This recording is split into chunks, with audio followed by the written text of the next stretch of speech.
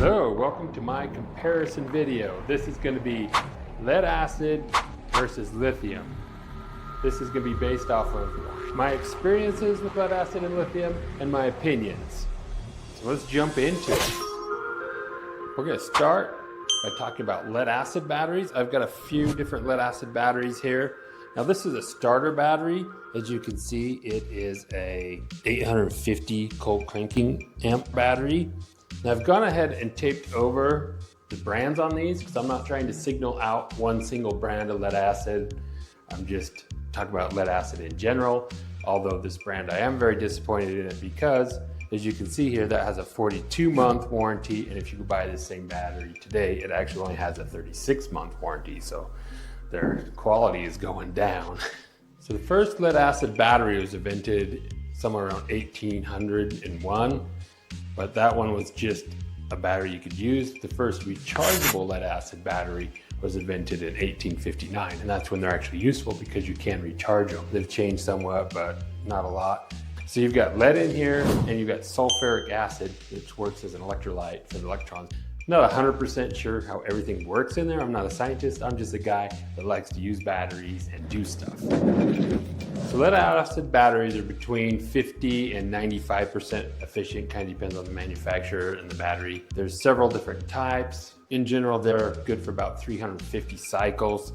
This battery is an FLA, flooded lead acid. It's got a liquid in there. You also have your AGMs, which are absorbent glass mat batteries. You get VRLAs, which is a valve regulated lead acid battery, but they're all lead acid batteries, whatever form you get them in. So some of them have a gel in them like this so that you can put it in any direction and it's gonna work. It's got gel between the plates. For different applications, they have different ratings.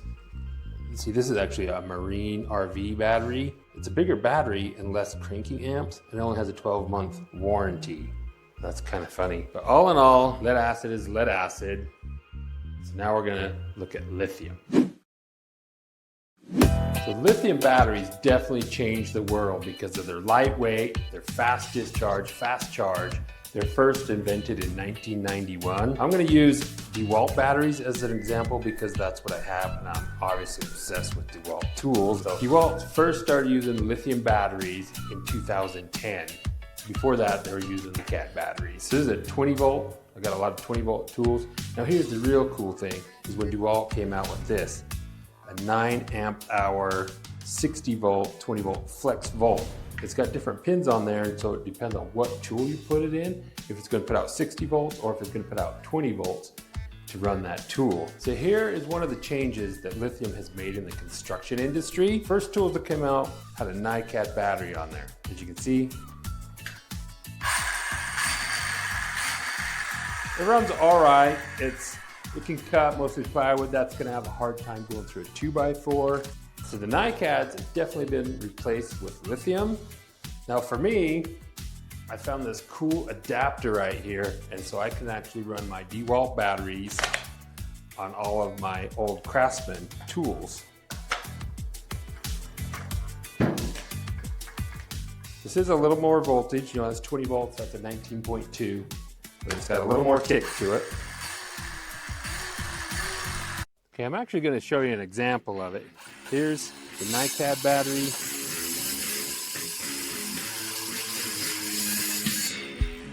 That saw doesn't quite cut all the way through, but you can see how that went. I will put this on.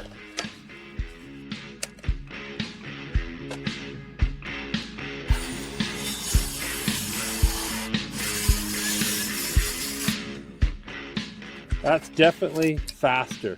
Definitely got more go. So with this lithium battery and this saw, it changed the construction industry because now this saw actually replaced a corded skill saw on the job site. But this, as far as most of the job, I'd say 95% of the cuts on a job site today are done with a saw like this. There's other brands that make saws, but obviously my favorite.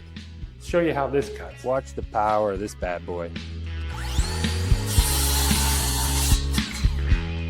See that? That cuts like a corded saw. Freaking amazing. Now we're going to talk about my favorite type of battery, lithium iron phosphate. Now these are far more stable. You're not gonna have thermal runaway. You literally have to throw this in a fire for it to catch fire. So this is LE, stands for lithium, FE for iron, PO4 is for phosphate, and that's where you get the Life PO4.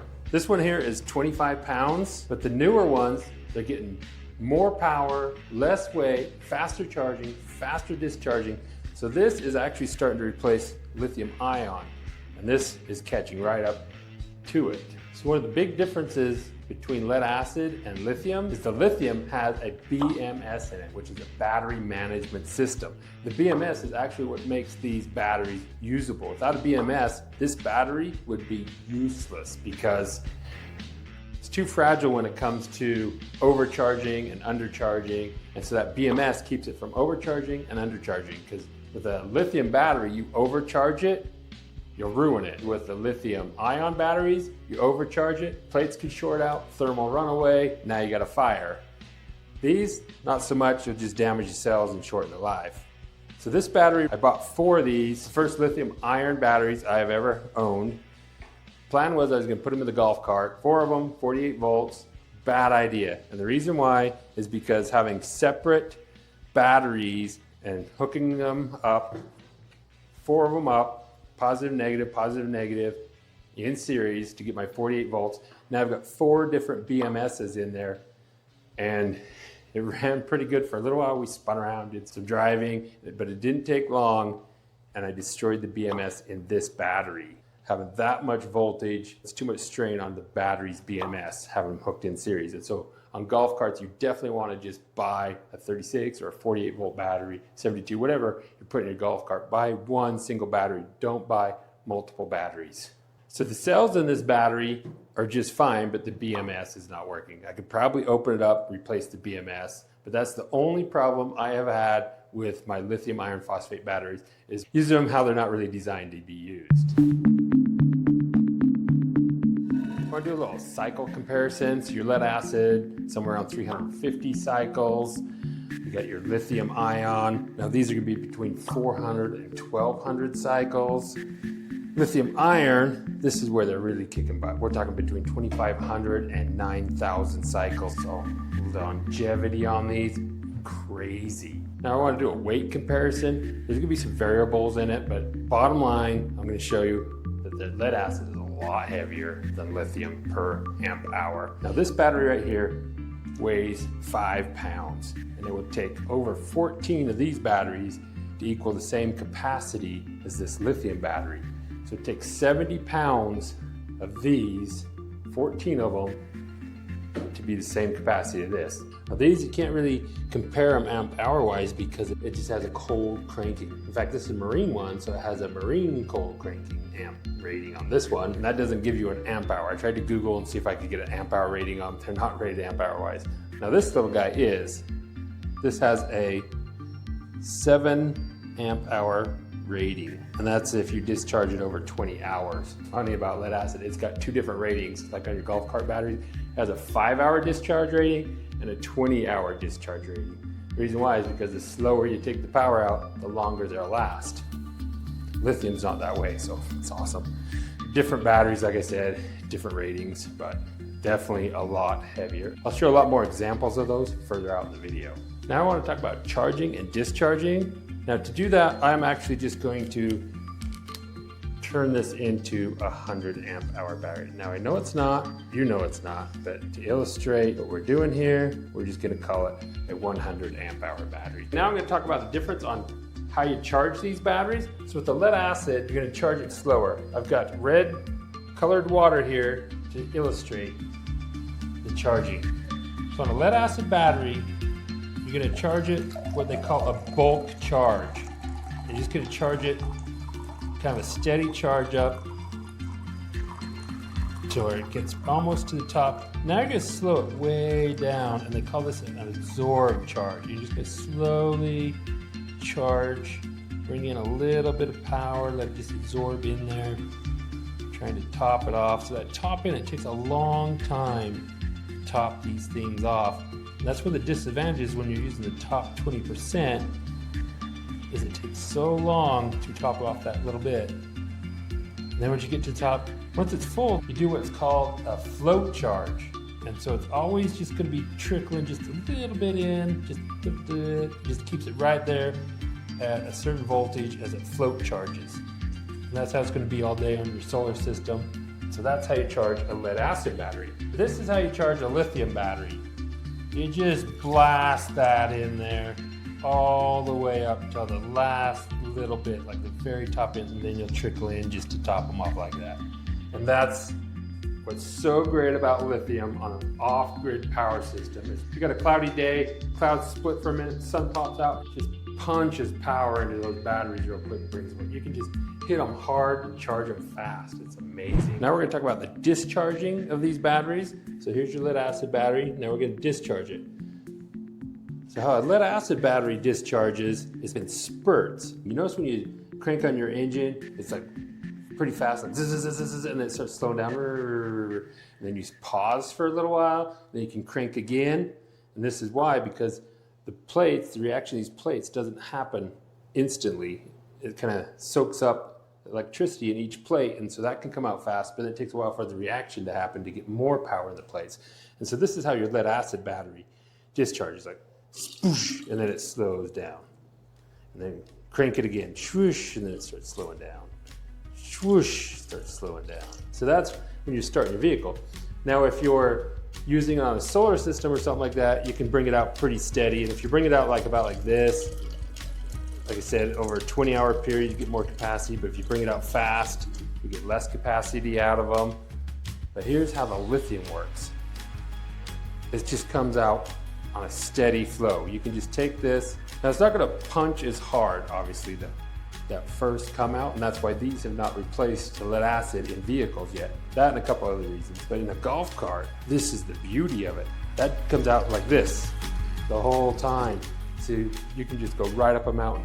Doesn't matter if it's fully charged or completely dead. We've run batteries at 0% and we're still just flying right up mountains. So lithium, the power just comes out fast. Charge fast, discharge fast.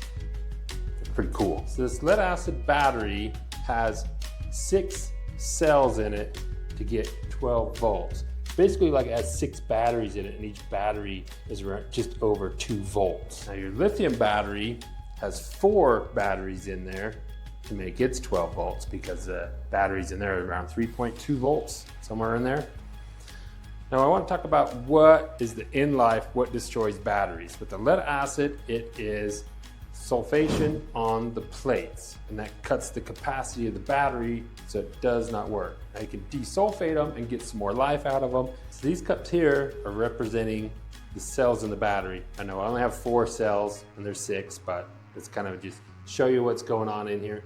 So when they first start out, they're all full capacity, but as every time you charge and discharge it, it loses a little bit of capacity and it will not charge up as much the next time. So year after year, your lead acid is losing capacity. You're not going to fill it too much because as a cold cranking battery, you're only going to fill it if you run it for a long time. You're going to notice that maybe you can crank for 10 minutes. One year, and the next year you're going to crank for 5 minutes. But as long as your vehicle's starting within 2 or 3 minutes, you're not going to notice for a while, but the last leg of that battery is definitely going to drop off. But if they're all discharging, they're all losing a little bit each year, capacity's going down. And so you're just getting less and less all the time. Now each cell, they can start getting unbalanced. That's why you want to charge them up, equalize them, blast them with some power. But if they get down more and more, like say one cell has a big problem, like this cell just gives out. Guess what? Now your battery's ruined because it does not have enough voltage with one bad cell to start your vehicle. And so even though the other cells still have some capacity, your battery's ruined. So that's how they die. Now the lithium, 2 ways it can die. Your cells can give out, or your BMS can give out. So we've gone over some of the things about lead acid batteries. I want to go over some of the pros and cons of lead acid batteries. Obviously, they're still useful today. They're still in the vehicles because they are good to a negative 35 degrees up to 113 degrees. So their charge and discharge range is high. You can abuse them quite a bit with your vehicle's alternator, just bubbling and charging and keeping them going that way. The lead acid is going to be replaced by the sodium battery. We were just down in Vegas at the RE Plus trade show. We saw our first sodium cold cranking starting batteries down there. Those have a high and low temperature range that's good. They are definitely can handle what a vehicle will put them through. So those will be replacing these in the future. So I do got to give lead acid batteries a thank you because they did power my home for a long time. They're a lot of work, a lot of maintenance, but it is electricity, so it did help America grow. One of the best things about lead acid batteries is, guess what? They're easy to recycle. It's just sulfuric acid and lead. Most everywhere will take them. I've actually recycled like 9,000 pounds of lead acid batteries in the last couple months because I get so many when I redid my solar system. When I pull them out of golf carts, check out how many we hauled in. So here is the boneyard of lead acid batteries that I have. That's a forklift battery that ran a house for a long time till it gave out. This is another forklift battery. These are NiCads. These are a lot harder to recycle, but they're pretty old. These batteries here, the blue ones, those came out of the 6-seater. These red ones over here came out of the Enforcer. Those ones came out of the Easy Go. So golf carts are a non-stop supply of dead batteries for sure. These black ones over here, these are all 6-volt golf cart batteries. Those all came off the home power system. So the plan, what we're doing is I'm going to load as much of these as I can on the truck and I'm taking them to the recycler. Here is the last of the big ones. This is why you need a tractor. It's definitely heavy. My tractor is having a hard time turning because it's got so much weight on the front. Back tires are barely touching the ground.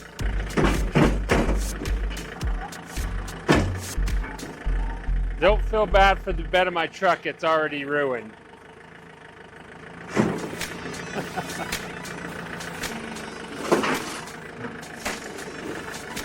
I gotta push it a little more on this other side.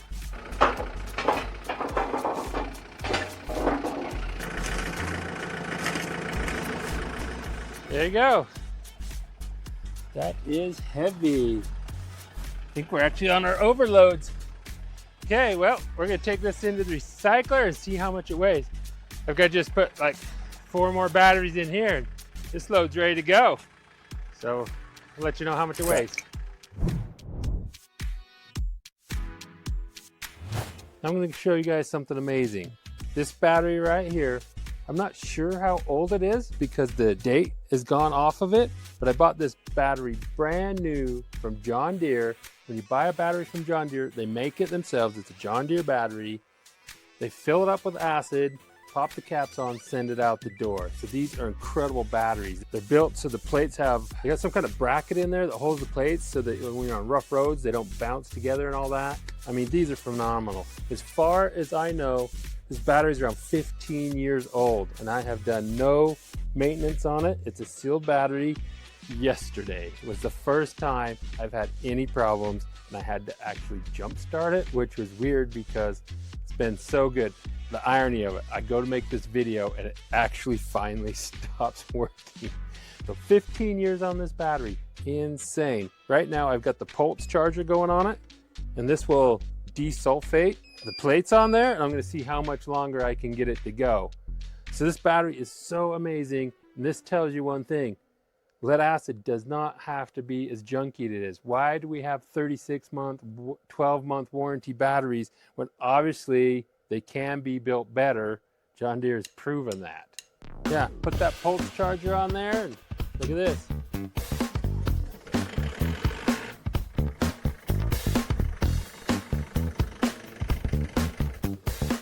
That started up real nice. That is an amazing battery. I'm going to show you lead acid batteries in a golf cart. Now these lead acid batteries, they're each 6 volts. And so this gives you a total of 12, 12, 12, 36 volts. Look at this corrosion on here. I actually cleaned all of these leads just a couple months ago. That is a couple months worth of corrosion on there. So they're heavy, they're slow. This golf cart is good for cruising around the golf course, putting around, but it's no good for what golf carts are meant to do, and that's exploring the desert.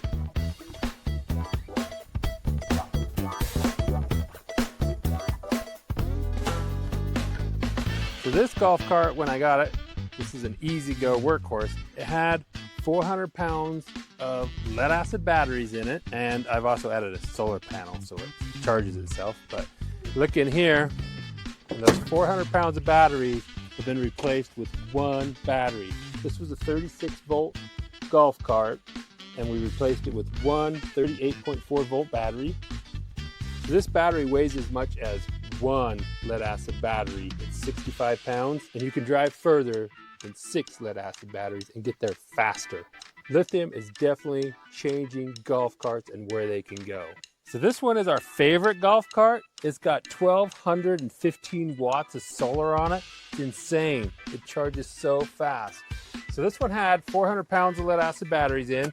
It's a 48-volt cart, so we replaced it with one 48-volt lithium battery. This is a Husky 2 big battery, great battery. So when getting a battery for your golf cart, it's very important to look at your BMS rating, because that determines how fast the power can come out of your battery to go to your motors.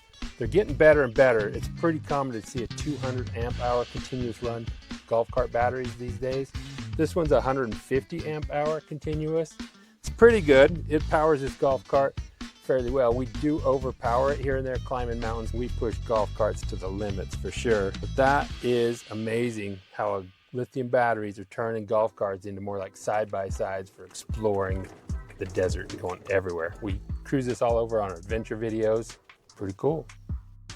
So here's another example of how lithium is changing our world. Look at this bike. We put a 48 volt, 20 amp hour lithium battery in here. 1,000 watt DC motor on the back. This replaced the gas engine that was on this bike previously, and this bike now has more range, more speed, more torque than the gas engine had. Lead acid could never do that, replace a gas engine on a motorcycle. So lithium is so amazing. If you want more information on how we built this, here's a link to the video. These two lithium batteries here replaced an entire mess of lead acid batteries that were in this room before. And this is powering our house. So another example of how lithium is changing our world as we know it. Now we have unlimited, awesome power. Thanks so much for watching. Catch you guys all in the next video.